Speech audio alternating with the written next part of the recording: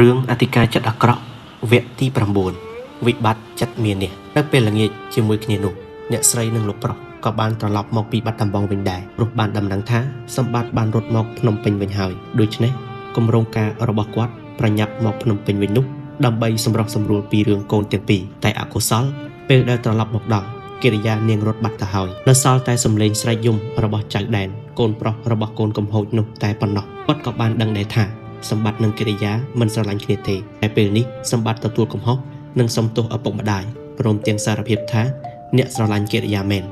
ថែមទាំងនឹកអាណិតនាងជាងកាលមុនគេឥឡូវនេះខ្លាចជាមនុស្សខូចចិត្តអ្នកមានវិបត្តិរាល់ថ្ងៃពុំដែលមានរឿងសប្បាយនឹងគេទេសំបីតែធ្វើការក៏អ្នកមិនទៅផងមួយថ្ងៃអង្គុយដេញហ្គីតាបន្លែងកូនលេងដូចក្មេងអាយុ10ឆ្នាំហាក់គិតអ្វីមិនយល់សោះគួរឲ្យអាណិតដែរនេះហើយជាកម្មពៀវាឆ្លងអ្នកឯងធ្វើបាបពង្រត់ស្នេហាគេទីបំផុតទេវតាមានភ្នែកដាក់ទណ្ឌកម្មឯងឲ្យវេទនាចិត្តពុំឈប់ឈរពេលនេះហើយសម្បត្តិភ្ញាក់ខ្លួនមែនតែន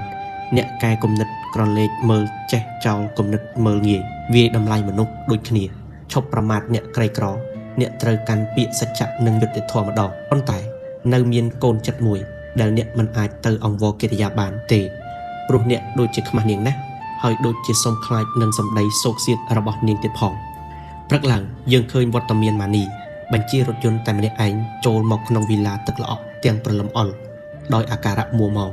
មកដល់ក្នុងបន្ទប់ទទួលភ្ញៀវនាងឃើញឪពុកម្ដាយនិងសម្បត្តិកំពុងពិភាក្សាគ្នាពីរឿងរបស់សម្បត្តិនិងកិរិយាឱកាសល្អណាស់ម៉ានីមកដល់ច្រកចង្កេះដាក់បងប្រុសតែម្ដងដោយមិនទាន់បានសួរដំណឹងពីឪពុកម្ដាយដែលត្រឡប់មកពីបាត់ដំបងវិញផងព្រមទាំងសម្ដីគំរោះគំរើយបោះបោកដាក់ដូចជាគេគុំខ្លាំងណាស់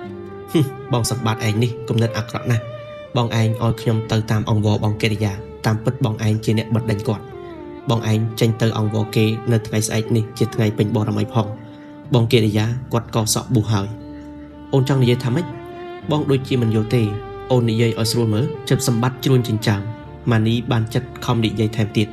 ខ្ញុំចង់និយាយប្រាប់បងថាថ្ងៃស្អែកនេះជាថ្ងៃខែដាច់បងកិរិយាគាត់ក៏សក់ប៊ូហើយថាម៉េចកិរិយាប៊ូឬនឹងហើយគាត់មិនព្រមត្រឡប់មកវិញទេព្រោះបងបានបណ្ដេញគាត់ហើយបើមិនទៅតាមគាត់ទេគាត់ពិតជាកោសក់ថ្ងៃស្អែកហើយកិរិយានាងចិត្តដាច់ណាស់សម្បត្តិអ្នកសែនរន្ធត់ចិត្តជាខ្លាំងពេលបានដំណឹងនេះភ្លាមដូច្នេះនាយចង់តែហោះទៅទេជួបមុខនឹងកិរិយាក្នុងពេលឆាប់នេះព្រោះចិត្តដែលធ្លាប់មាននេះទាំងប៉ុន្មានក៏ត្រូវទន់ដោយឯងដងខ្លួនគេទាំងមូលញ័រដូចម៉ាស៊ីនបេះដូងគេធ្វើចលនាខុសចង្វាក់ដៃជើងត្រជាក់ស្រេបទឹកមុខខ្មៅមួយរំពេចទីបំផុតអ្នកត្រូវរត់ចុះក្រោមដោយគ្មានវាចាអ្វីមួយម៉ាត់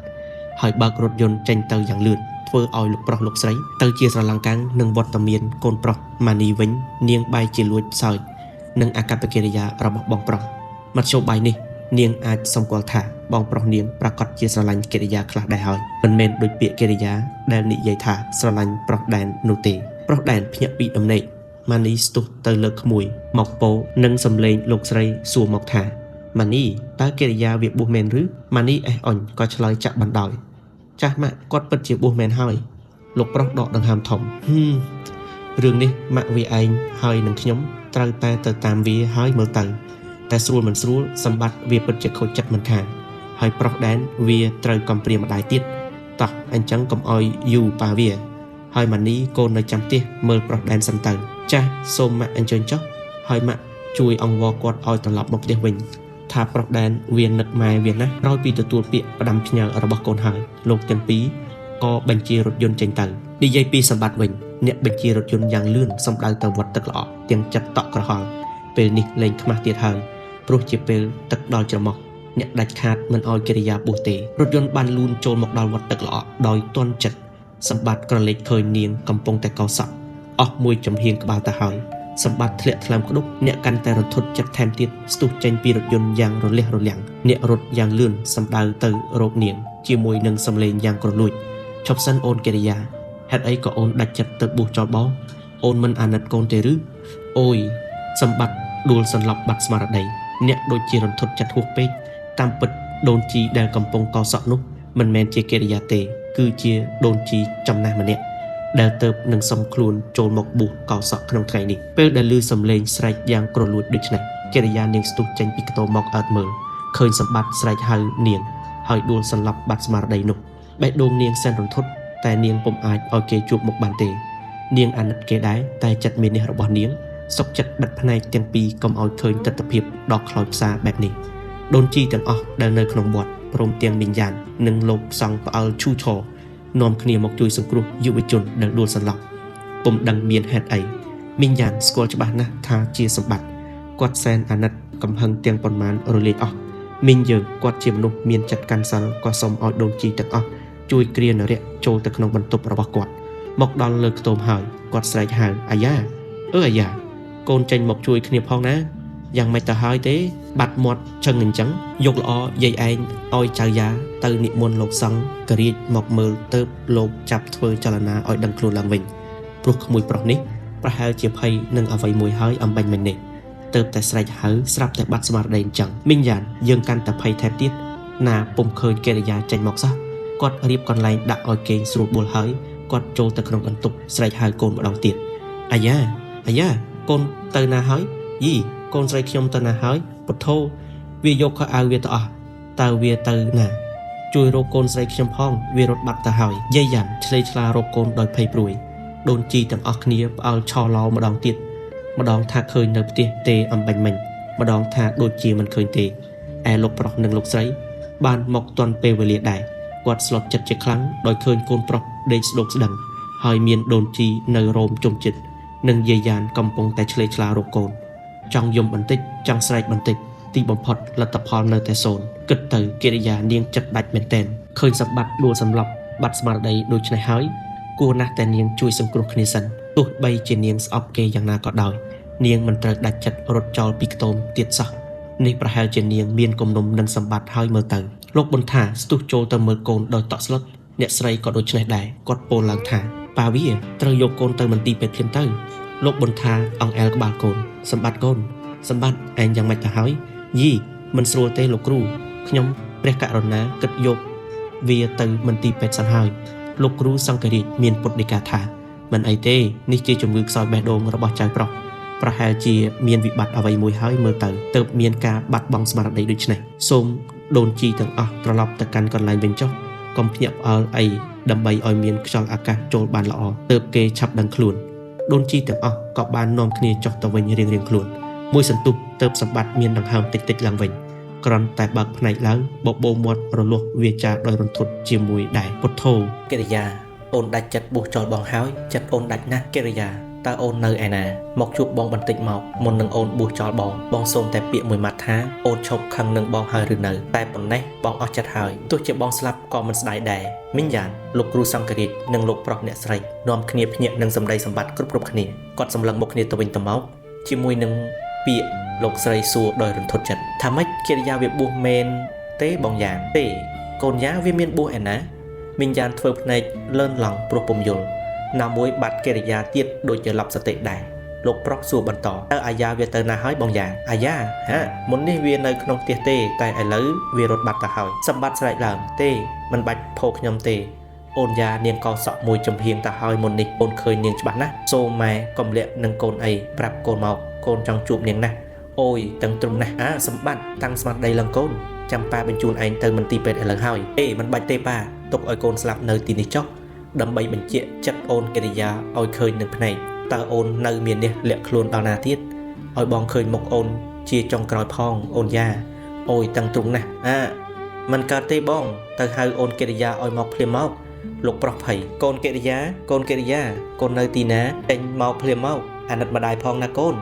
បើកូនធ្វើដូច្នេះត្រូវដាច់សិលម្ដាយអស់ហើយអត់ចម្លើយកិរិយារត់ចេញទៅបាត់ហើយធ្វើមិននឹងលឺអស់ចំណេះមីងយ៉ានយំហ៊ូព្រោះអាណិតសម្បត្តិខ្លោចចិត្តតែគាត់បែរជារត់ចូលក្នុងបន្ទប់ក៏កាយយកខ្សែកបន្តោងរូបបេះដូងដាំត្បូងកន្ទឹមក្រហមមកហុចឲ្យលោកទាំងពីរដោយវាចារអាក់រអួល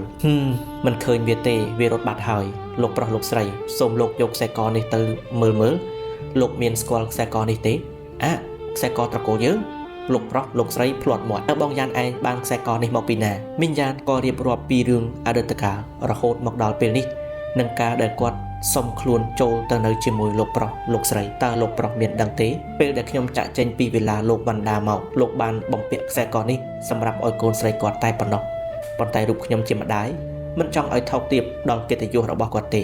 ខ្ញុំក៏សុខចិត្តលាក់រឿងនេះរហូតមកកាលខ្ញុំសុំខ្លួនមកនៅបម្រើលោកទាំងពីរវិញនោះមិនដឹងថាលោកនិងលោកស្រីនិងលោកវណ្ណដាជាបងប្អូននឹងគ្នាទេរហូតមកដល់ពេលក្រោយទើបខ្ញុំបានដឹងរឿងច្បាស់តែខ្ញុំនៅតែកិច្ចមុខមិនឲ្យជួបលោកសាក់5ជានិច្ចរហូតមកដល់សប្តាហ៍ថ្ងៃនេះកិរិយាក៏វាដឹងថាលោកវណ្ណដាជាឪពុករបស់វាដែរតែវាមិនហ៊ានបញ្ចេញសាច់រឿងពិតដល់លោកព្រោះវានៅរក្សាកិត្តិយសរបស់លោកជានិច្ចដូច្នេះហើយកាលដែលវាមានទំនាស់និងសម្បត្តិជាច្រើនលើកវាសូមអង្វរចិត្តខ្ញុំឈប់រស់នៅជាមួយលោកទៀតហើយតែខ្ញុំជាម្ដាយនឹកឃើញថាវាក៏ជាសាច់ឈាមលោកដែរទើបបានជាខ្ញុំខំអង្វរវាថាឲ្យរស់នៅតទៅទៀតអ្នកស្រីភ្ញាក់នឹងសម្ដីមីញានមិនតិចទេគាត់ពោលឡើងចុះយូរណាស់មកហើយមិនក៏បងយ៉ានឯងមិនប្រាប់ខ្ញុំឲ្យដឹងផងអូមែនកាលថ្ងៃមុនបងវណ្ណដាប្រាប់ខ្ញុំដែរប៉ុន្តែខ្ញុំក៏ពុំបានចាប់ផ្លឹកថាវាមានប្រវត្តិរូបបែបនេះសោះហើយខ្ញុំចេះតែមាននិស្ស័យនឹងវាជានិច្ចសម្បត្តិអ្នកសំងំកេងចាំស្ដាប់យល់សាច់រឿងក៏ឆ្លើយទាំងរន្ធត់ចិត្តដែរថាម៉េចអូនកិរិយាជាកូនលោកអ៊ំវណ្ណដាមែនទេត្រូវហើយសម្បត្តិកូនលោកប្រុសពោលព្រោះរឿងនេះប៉ាដូចជាធ្លាប់ដឹងស្រពេចស្រពិលខ្លះៗដែរកាលពីជាង10ឆ្នាំមុនបងវណ្ណដាអ៊ំឯងពាក់សាក់5មែនគាត់បានខ្សឹបប្រាប់ប៉ាថាគាត់មានប្រពន្ធលួចលាក់ម្នាក់ហើយមានផ្ទៃពោះផងមិនដឹងថាកូននេះស្រីឬប្រុសទេគាត់ផ្ដាំប៉ាឲ្យស៊ើបមើលរោគនារីមានឈ្មោះថាសោភាតើបងយ៉ានឯងមានឈ្មោះថាសោភាមែនទេមីងយ៉ានងក់ក្បាលហើយញញឹមទាំងហូរទឹកភ្នែកចាគឺពេលដែលខ្ញុំចាក់ចេញពីកំពង់សោមមកខ្ញុំបានប្រែឈ្មោះថាសោមយ៉ានតែម្ដងទៅហើយពេលកិរិយាកើតមកខ្ញុំក៏បានដាក់ឈ្មោះថាសោមកិរិយាណាលោកប្រុសសម្បត្តិអ្នករំភើបខ្លាំងណាស់ពេលឮដូច្នេះពេលនេះអ្នកបានឃើញកិរិយាកសក់មួយចំហៀងក្បាលនោះអ្នកបែរជាអស់សង្ឃឹមទៅវិញសម្បត្តិនៅតែយល់ច្រឡំថាកិរិយាកសក់បួសជានិច្ចអ្នកកាន់តែជ្រុលច្របល់ចង់ជួបនាងថែមទៀតនីស្រវាងើបទាំងស្រដីឡើងថាលោកប៉ានិងម៉ាក់អូនកិរិយានៅឯណាកូនចង់ជួបនាងណាតើនាងដាច់ចិត្តបួសមែនឬមីងយ៉ានឆ្លើយមិនមែនទេសម្បត្តិកូនយ៉ាវារត់បាត់មុននេះបន្តិចព្រោះវាដឹងថាកូនសម្បត្តិមកណាអូនយ៉ាចិត្តដាច់ណាស់លេងដៃខ្ញុំទៅលោកប៉ានិងម៉ាក់ខ្ញុំទៅតាមនាងហើយនោះនាងកំពុងតែអង្គុយកោសក់នោះអីទេឈប់សិនកូនមិនទាន់ស្រួលបួលទេអ្នកស្រីស្រវាអបកូនលោកប្រុសនិងមីងយ៉ានទៅតាមដូនជីដែលកោសក់មិនទាន់ហើយឯសម្បត្តិចេញពីក្នុងខ្ទមទៅអបដូនជីដោយតក់ក្រហល់អូនកិរិយាបងមិនអោយអូនបួសទេទោះជាអូនកោសក់ហើយក៏ដោយដូនជីភ្ញាក់ប្រលឹងចុងសក់អនិច្ចាសម្បត្តិពេលក៏លេចឃើញមុខដូនជីភ្លាមអ្នករបត់ដៃពីដងខ្លួនគាត់ដោយស្វ័យប្រវត្តិទាំងភ្លាត់មាត់លោកយាយទេនៅរាក់សម្រូតខ្លួនចុះមកលើព្រះធរណីបាត់មាត់ឆឹងនៅមួយកន្លែងដោយការរំភើបផងភ័យផងអៀនផងដូនជីគាត់កាន់តែភ័យថែមទៀតដាច់សិលគាត់អស់ហើយគាត់ស្ទុះទៅលើកត្រកង3នាយហើយទទួលលោកប្រុសលោកស្រីនិងមីងយ៉ានមកជាមួយផងលោកប្រុសនិងលោកស្រីភ័យម្ដងទៀតគាត់ពោលថាត្រូវតែយកកូនទៅពេទ្យទៅប៉ាវាទុកឲ្យកូនសន្លប់2-3ដងអញ្ចឹងមិនស្រួលទេលោកប្រុសក៏ឆាប់គ្រាកូនដាក់ទៅក្នុងឡានហើយងាកមកលាដូនជីទាំងអស់ត្រឡប់ទៅកាន់មន្ទីរពេទ្យជាប្រញាប់អ្នកស្រីអង្គុយរត់ទ្រូងកូនរហូតដល់មន្ទីរពេទ្យលោកសង្ឃលោកបន្ថាបានទូរស័ព្ទទៅមន្ទីរពេទ្យឲ្យដំណឹងទៅម៉ានិតជាបន្ទាន់10នាទីក្រោយមករថយន្តមីនីកាបានលូតចូលមកដល់មន្ទីរពេទ្យលោកសង្ឃដោយទាន់ចិត្តក្រោយពីដឹងថាជាបងប្អូនជាមួយលោកដុកទ័ររួចហើយម៉ានិតបាននាំសូលីចូលទៅព្យាបាលប្អូនប្រុសជាបន្ទាន់ក្រោយពីចាក់ថ្នាំជំនួយបេះដូងហើយម៉ានិតរឹតដើមទ្រូងប្អូនមួយសន្ទុះធំទៅសម្បត្តិមានដង្ហើមតិចៗឡើងវិញគ្រាន់តែដឹងខ្លួនភ្លាមសម្បត្តិហាក់វង្វេងបំរាន់ស្មារតីនាយរេភ្នែកមើលជំវិញខ្លួនក៏យល់ថាសុទ្ធតែជាបងប្អូននិងឪពុកម្ដាយទេគេបង្ហើបបបោមាត់ខ្សៅសួរទៅអ្នកស្រីម៉ាក់កូននៅទីណាហ្នឹងកូននៅមន្ទីរពេទ្យណាសម្ងំគេងសិនទៅកូនកុំអាលសួរនាំអីចាំបន្តិចទៀតកូនម៉ាក់នឹងមានកម្លាំងឡើងវិញហើយសម្បត្តិបិទភ្នែកទៅវិញទាំងក្រវីក្បាលយឺតរួចពោលតិចថាហេតុអីបានជាយកកូនមកមន្ទីរពេទ្យម៉ានិតឆ្លើយជំនួសម្ដាយប្អូនមានជំងឺខ្សោយបេះដូងណាទុកឲ្យប្អូនស្លាប់ចុះប៉ានិងម៉ាក់អូនសូលីបងម៉ានិតប្អូនមិនចង់រស់ទេរស់វិបដិសារីកំពុងជេរស្ដីនិងដាក់បណ្ដាសាប្អូនហើយបងសម្បត្តិបងកុំអាលមានប្រសាសន៍ដូចនេះបងមិនត្រូវអស់សង្ឃឹមក្នុងឆាកជីវិតទេបងត្រូវតែតាំងស្មារតីឡើងតើមុននឹងឈៀងចាប់សុភមង្គលបងគួរតែមានការតស៊ូក្នុងឆាកជីវិតដែរទើបបានសម្រេចទៅថ្ងៃក្រោយសូលីវាចាទាំងចាប់ដៃប្អូនថ្លៃថ្នមសម្បត្តិសម្លឹងមុខសូលីយ៉ាងមុតរួចតបដោយបិទភ្នែកទៅវិញមែនហើយប្អូនគ្មានការតស៊ូទេបងស្រីក្នុងឆាកជីវិតរបស់ប្អូនវាជូរចត់ណាស់ទើបប្អូនមិនចង់ឃើញនៅរឿងអពមង្គលដូចនេះតទៅទៀតទេប្អូនចង់តែ